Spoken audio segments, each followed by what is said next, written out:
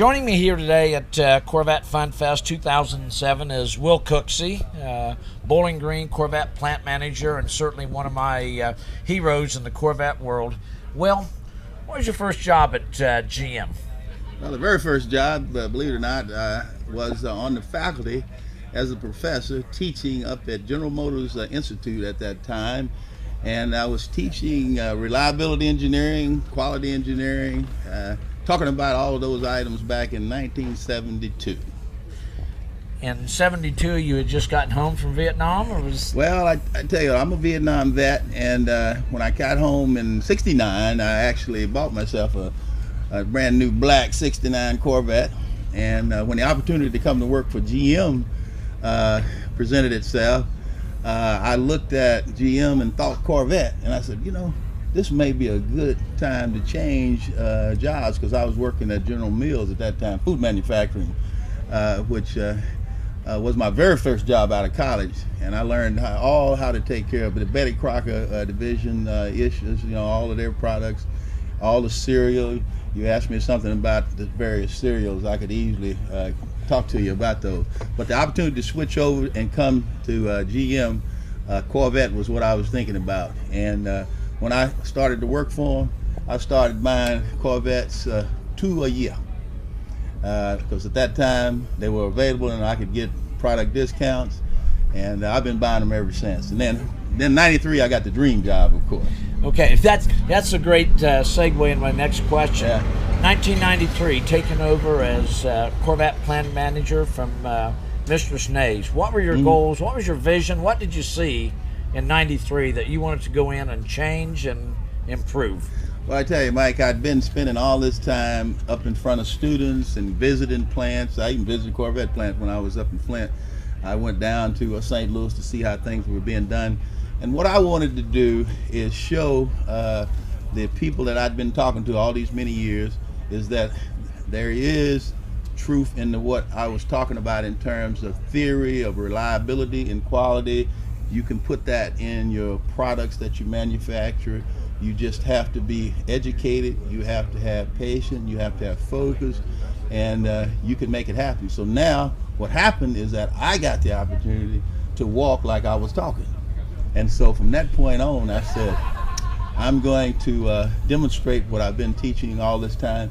And so it's really wonderful, because what happens is that people that I had in my class, they come up and they find out I was plant manager. They come up and said, you're doing a great job. That stuff really works that you were talking about. I said, yeah, just like I was telling you guys, it really works. You just have to go systematically when you're talking about resolving problems. You talk about customers, what are their wants, what are the issues they have. You can address them, put processes in place, and you can make them totally happy and want to keep coming back all the time buying your product. Okay, you know, you just keep leading me into the next question. You already know what I'm going to ask, so your proudest moment at Corvette, and I know there's been many. Yep. And you're probably anything recent or historical that you say, you know what, I put my thumbprint on Corvette.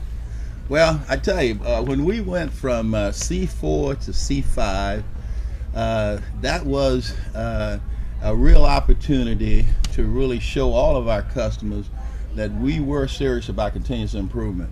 And so the philosophy that we adopted, and they gave me a lead role in it at manufacturing, which I really appreciate, but that the new product that comes out must be a minimum equal to your finest quality achievements you had on the last generation, and then you need to keep moving up in a continuous improvement manner.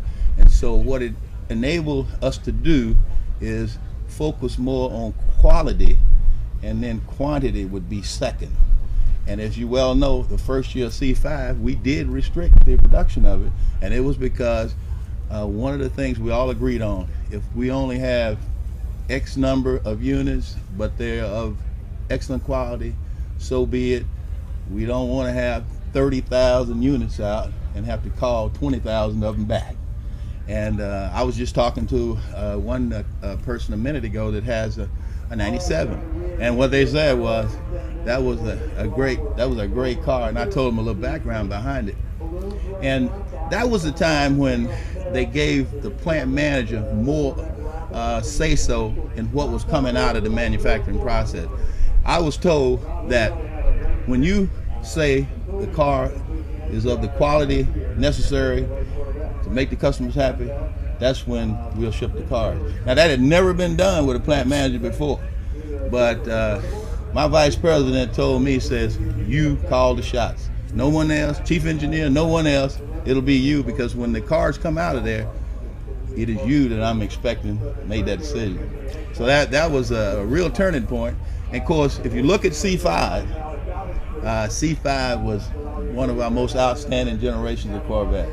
You know, talk about the process improvement and quality. I was walking through my collection the other day with Tom Wallace, and he looked at the last C5 Z06, and he said, you know, Mike, it's amazing, as fine as that car was, how far our teams have taken the Corvette. He said, we thought we were at the top. Yes. And he said, it's just interesting, how far can we take the quality of this car? And I mean, I got to tell you, Will, your leadership at the plant, you know, your team, from the executive team, the management team, to the UAW workers, they do a phenomenal job.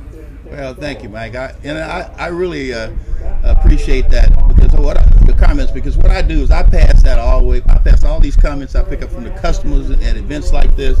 I pass on the comments. We put out publications. I have all people's meetings, and I brag on them. And they like to get the feedback. And you know, no one would be able to do what we've done by yourself. You got to have everybody as one big team working together. That's engineering up in Michigan. That's manufacturing people at Bowling Green. That's the entire crew putting the parts together. When they're all in harmony, all focused, clicking, no competition can stop us. I mean, we intend to be the best in the world.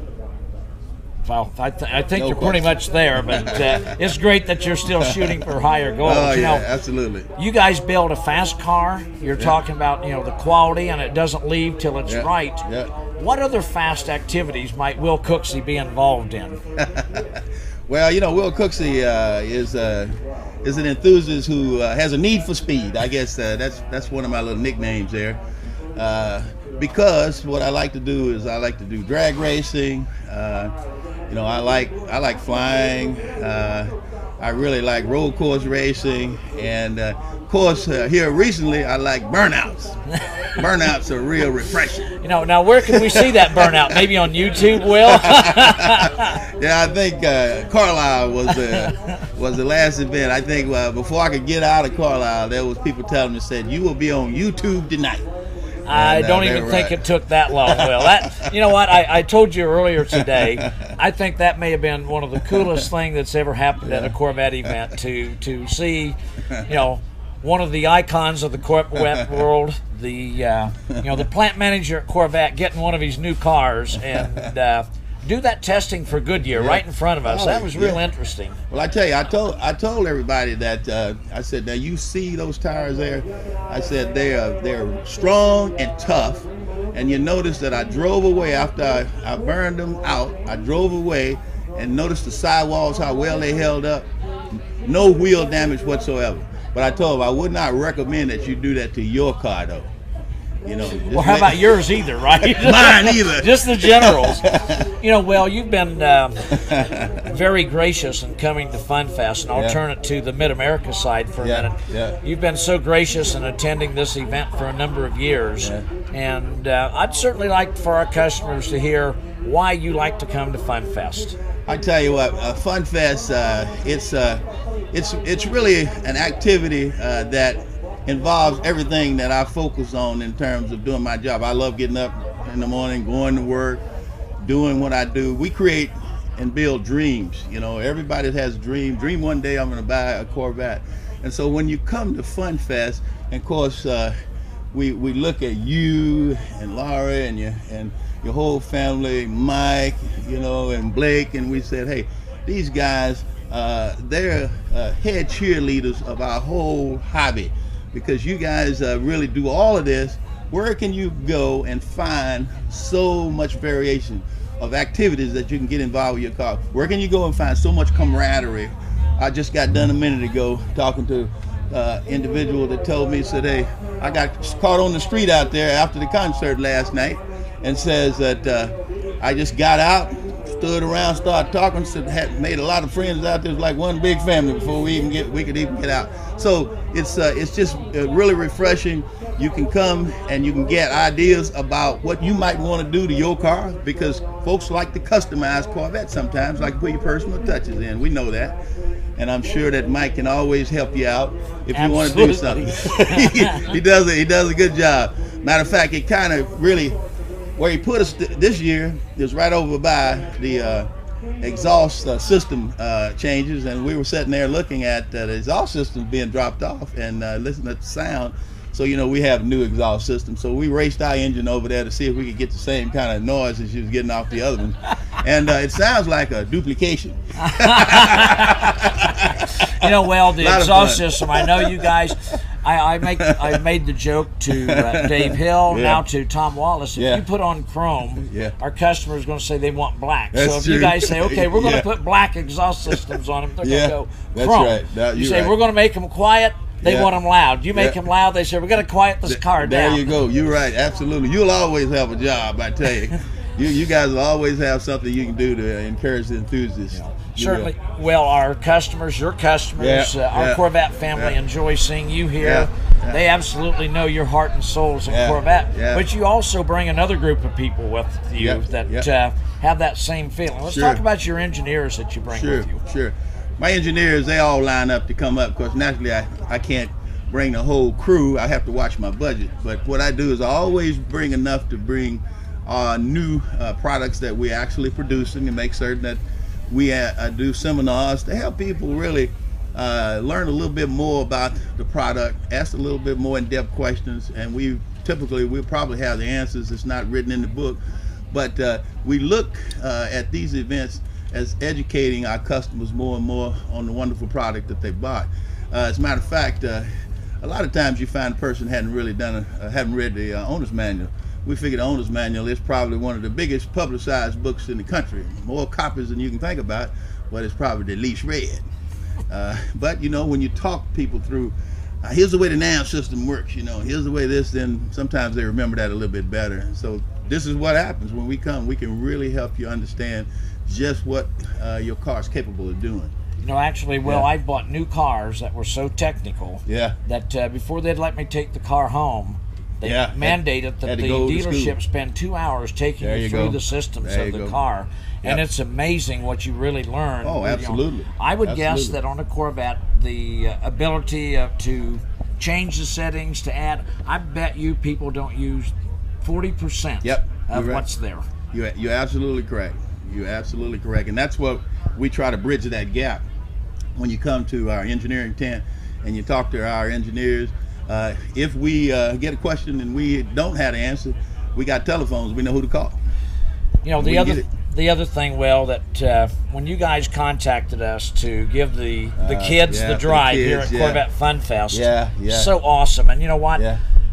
I know that the heart and soul is behind people like you versus the perhaps the side that would legislate against that. I appreciate you doing that, because you and I both know if we don't get kids hooked on cars, and there is that one special car, Corvette, that they need hooked on. So how was the response to that? I tell you what, that whole drive program where we made it available to young people to drive, because we had some older people too who were interested in it. But in taking the kids around, I just saw one a minute ago that rode yesterday, came over to look for my management person that had taken him on a ride, and says, would you autograph this for me, because kid had such a great time. He wanted to make certain that he had something to remember that occasion by. But we figured the legend lives, and the way it's going to live is we've got to keep on really letting our youth know about the hobby, bringing them to events, giving them the opportunity to ride in the products. And that was what we had in mind when we did it. We did it yesterday and today, and I'd say probably there had to be at least 40 or 50 people that took advantage of it. And they'll go back and they'll think about, when am I going to get mine, Dad or Mom?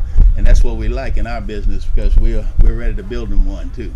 when that time comes. And that might be just the kicker to make them pay a little more attention in school to understand that if they're going to have something like a Corvette, what are they going to do to get it? And, That's you know, right. I know years ago GM went through this process when Dave McClellan was chief engineer, talking about what imprints a person to buy a Corvette, and then what's the trigger point to make that event happen. Be interesting to know that here at Corvette Funfest 2007, some youth rode in a car with you, which would be kind of cool to begin with. And 10 years later, they walk on a Chevrolet dealership and buy a new Corvette. Yeah, well, that's kind of what we expect. Well, we do too. That's what we're looking for. Growing, you know, we're out here in the cornfields. That's like growing our own customers. Will. Yeah, exactly. Besides Corvette, what other cars do you like? Over the history, or just? Well, okay, you won't be fired for this one. This is like the burnouts, Will. Well, you know, probably, you know, Cadillacs. You know, I like Cadillac, and I own probably 1, 2, 3. I got a DTS, Escalade, and I've got an XLR. So I'm covered as far as the big Cadillacs, small Cadillacs, and the SUV, which I really like my Escalade too. So that's kind of the family of vehicles that I spend time with. And you know, the XLR, it is probably very akin to the Corvette. Of course, same people manufacture it and make it. And when you come to Bowling Green and you do a plant tour, we let you see both products. So if you like Corvettes, you may want a Corvette and an XLR. We have no problem with that. You know, and just wrapping up here, Will, it was interesting yesterday. Michael and I were driving down the street, and Blake, the three of us, and we saw a Corvette that we liked. Okay. And we gave the guy thumbs up. All right. You know what car I'm talking about, because later you were with it up on the new berm. You had picked it as an award. Oh, yes. And my question was going to be, what Corvette caught your eye here? I know they all do, but that was interesting that I saw a car that you had chosen, and a couple minutes later I found out same car. Same car. The car was really very impressive. It presents itself well. Flames down the side, black base, nice chrome, and Lingerfelter engine was in it with the high performance.